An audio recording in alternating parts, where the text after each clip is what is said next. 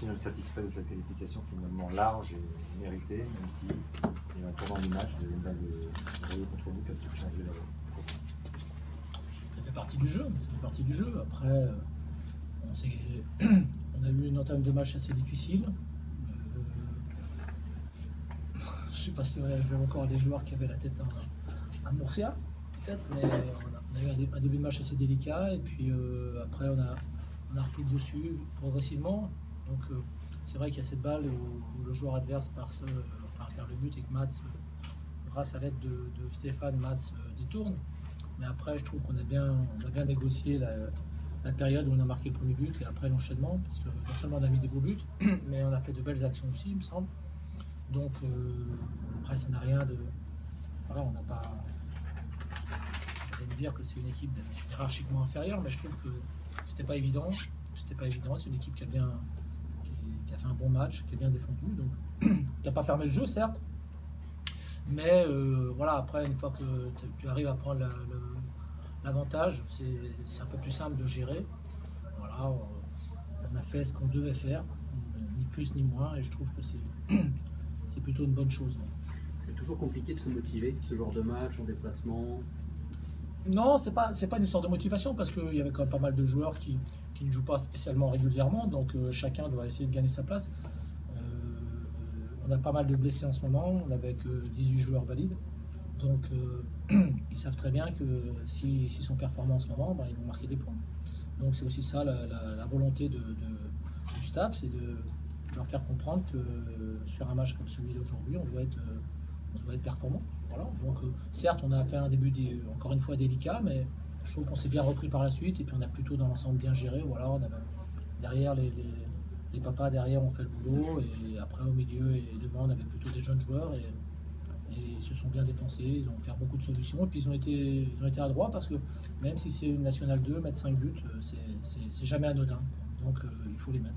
Avant de jouer à Monaco, ce genre d'efficacité, c'est bon signe?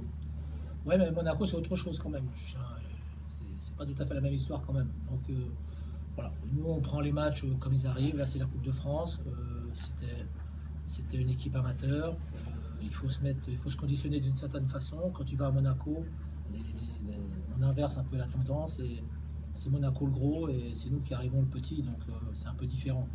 Voilà, Monaco tourne très très bien en ce moment, ils ont un gros effectif, donc ce sera une toute autre histoire. Pardon.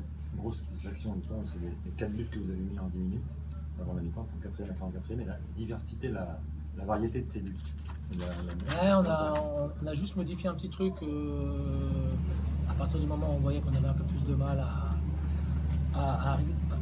C'était un peu dû au terrain aussi, parce que le terrain dans certaines zones était un peu délicat. Je ne vais pas dire qu'il était mauvais, mais il était délicat. Et donc il fallait qu'on joue encore un peu plus simple. Et quelquefois ça te sourit, quelquefois ça te sourit pas. Voilà, sur les 2 derniers matchs, que ce soit Reims ou Metz, on a eu des possibilités nettement plus avantageuses et on n'en avait pas profité. Et là, voilà, on en a profité, donc c'est toujours une bonne chose, parce que je pense que si ça avait été un gardien de L1 dans les buts, ça n'aurait rien changé au problème, parce que les buts étaient vraiment bien amenés et super beaux. Qu'est-ce que vous avez pensé de la prestation d'Angoulême? C'est ce que j'ai dit tout à l'heure, c'est une équipe qui m'a fait plaisir, parce que c'est pas une équipe qui a cherché à fermer le jeu, même quand elle menait 1-0. La preuve, c'est vous soulignez à juste titre qu'ils ont une balle de 2-0, c'est qu'ils n'ont pas fermé le jeu. En deuxième mi-temps, même en étant menés 4-1, ils se sont lâchés, ils ont cherché ils ont même été, alors même en changeant un peu leur système de jeu, ils ont été un peu plus solides défensivement, et ils se sont créés pas mal de situations aussi. Donc après, quand on mène 4-1, c'est toujours, on baisse forcément un peu sa garde, mais quoi qu'il en soit, c'est une équipe que j'avais aimé voir sur les vidéos qu'on avait vues pour préparer la rencontre, et puis qui a confirmé tout le bien que je pensais d'elle. Voilà. C'est pas toujours évident, parce que Pau ne leur a pas rendu service. Parce que quand une équipe amateur sort un gros sur le premier match, vous sentez toujours que c'est jouable, quoi. Ça va être, et forcément, à un moment donné, nous on se méfie un peu plus aussi, parce que quand c'est Bordeaux qui est sorti, tu fais un peu plus gaffe aussi. Bon, voilà. On a vu que Marseille hier avait eu des difficultés contre Granville, donc tu n'arrives pas à la fleur au fusil non plus, quoi. Donc c'est pas évident. Si tu joues le premier match, quelquefois tu peux te faire surprendre. Mais après, c'est à nous de faire le travail, de montrer que si on est en Ligue 1, c'est qu'il y a des raisons, et que si on doit si on doit venir ici, c'est pas pour rigoler, quoi. Voilà, c'est pour, même si on a eu un début encore une fois difficile, c'était pas pour rigoler, c'était pour se qualifier. Voilà. Donc, mais cette équipe-là, je lui souhaite bonne chance parce qu'elle a beaucoup de matchs en retard, donc le classement n'est pas très révélateur de la réelle, du réel niveau de cette équipe. Mais je sais que, pour en avoir discuté avec certaines personnes qui connaissent très bien le club et les arcanes, c'est un club qui ne demande qu'une chose, c'est revenir sur le devant de la scène. Voilà, donc après, le haut niveau, le très haut niveau, ce sera peut-être un peu compliqué, mais c'est une équipe qui peut évoluer sans problème au niveau national ou au niveau Ligue 2. Voilà. Donc il y a le potentiel pour. Il n'y a plus qu'à l'exploiter, quoi. En gros, c'est un peu ça. Même si c'est très aléatoire et que ça dépend beaucoup des tirages, la Coupe de France devient un objectif très intéressant pour cette deuxième partie pour vous. Monsieur Aja, je vous avais donné la réponse dans la question. Ouais. Voilà. C'est très aléatoire. Thierry, vous retournez à Strasbourg après une semaine de stage en Espagne. Il y a un nouveau joueur qui est arrivé. Qu'est-ce que tu peux maintenant nous en dire de Magid? Je ne l'ai pas vu encore. Pas encore pu discuter avec lui. Non, tu sais, je parle pas anglais, moi. Non, c'est une blague parce que vu que les gens pensent que je parle pas anglais, donc je vais pas. Non, je plaisante. Je vais m'égarer là. Mais maintenant qu'il a signé, tu peux nous parler de son Oui, profil, tout à ce fait. qu'il apporte, Ouais, mais voilà. ce qui est rassurant, c'est qu'il parle français quand même. Ouais, Donc je sais. voilà, je vais avoir moins de problèmes, tu comprends. Forcément, si je veux des joueurs francophones, c'est que je parle pas anglais, tu comprends. C'est des raccourcis assez simples à faire. Sur le plan football, c'est un Voilà, joueur qui peut vous on va apporter parler beaucoup. football. Oui, bah, j'espère, tout à fait. En plus, on a des blessés en ce moment, donc on est un peu sur la corde raide. Voilà, j'ai fait jouer les deux seuls attaquants disponibles ce soir. On n'en avait plus sur le banc. Donc c'était un peu à flux tendu et il faut faire attention parce que c'est des moments, janvier, février, où tu as beaucoup de matchs et les terrains ne sont pas les meilleurs du monde. Et donc il fait froid parfois et on a suffisamment payé depuis le dernier match avant la trêve et sur le début janvier pour savoir qu'il faut qu'on fasse très très attention, quoi. Donc on va récupérer petit à petit, là ça va revenir. Magid déjà signé chez nous. Et puis Lebo ne devrait pas trop tarder à revenir. Dimitri était sur la feuille ce soir, donc ça va beaucoup mieux.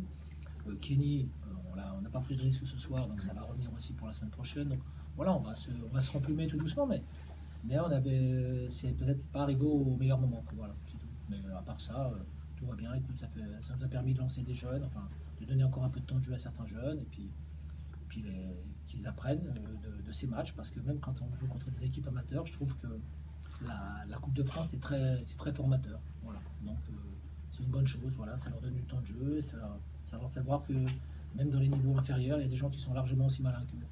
Vous parliez de la balle de 2-0 pour Angoulême, c'est le tournant du match selon vous? Vous êtes arrivé un peu à la bourre ou quoi?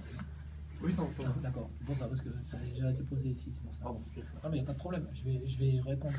Oui, forcément, tournant du match, je sais pas, parce que c'était au bout de quoi, un quart d'heure, 20 minutes peut-être, dans ces eaux-là, quoi. 32e, c'est juste Si 2 loin que ça, minutes avant, avant. ouais, ouais, d'accord, 32 ok. minutes avant le premier. Donc il y avait encore beaucoup de temps de jeu, mais après, c'est ce que je l'expliquais à vos collègues d'Eurosport. Si au niveau amateur, les gens faisaient 100%, ils ne seraient pas au niveau amateur non plus, quoi. Et je trouve pas que le joueur ait forcément mal joué. Donc quand vous êtes à pleine vitesse comme ça, avec un défenseur qui vous colle et un gardien qui sort, et sur un terrain où c'est pas forcément évident non plus de conduire la balle, ça peut arriver, voilà. Donc je pense qu'il n'a rien à se reprocher, il a fait ce qu'il fallait, mais il est vrai que ça aurait pu être un moment important de la rencontre s'il avait marqué, parce qu'à 2-0, c'était peut-être pas tout à fait la même histoire.